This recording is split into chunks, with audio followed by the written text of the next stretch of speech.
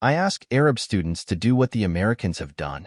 They should have done more for us than the Americans, says displaced Ghazan Suha Al-Kafarna. Palestinians may be gratified to see American university campuses erupt in outrage over Israel's offensive in Gaza, but some in the embattled enclave are also wondering why no similar protests have hit the Arab countries they long viewed as allies. Demonstrations have rocked U.S. universities this week, with confrontations between students, counter-protesters, and police. But while there have been some protests in Arab states, they have not been nearly as large or as vociferous. We follow the protests on social media every day with admiration, but also with sadness. We are sad that those protests are not happening also in Arab and Muslim countries, said Ahmed Rizik, 44, a father of 5 sheltering in Rafah in Gaza's south. Thank you, students in solidarity with Gaza.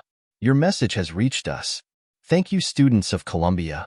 Thank you, students, was scrawled across a tent in Rafah, where more than 1 million people are sheltering from Israel's offensive.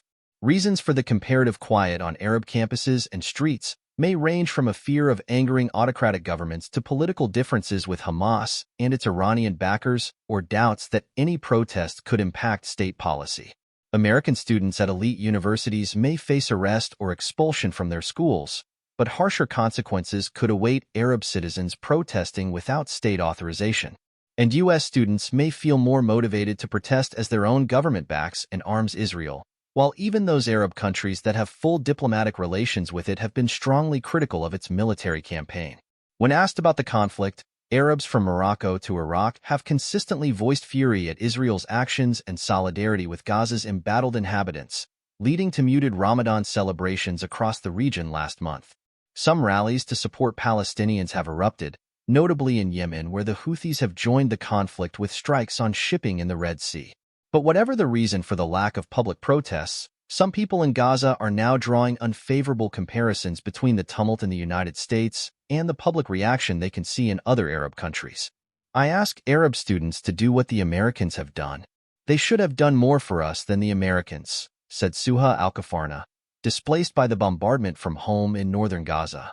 According to public opinion, in Egypt, which made peace with Israel in 1979 and where President Abdel Fattah al-Sisi has largely outlawed public protests, the authorities fear that demonstrations against Israel could later turn against the government in Cairo. At state-sanctioned protests over the bombardment in October, some demonstrators veered off the agreed route and started chanting anti-government slogans, prompting arrests.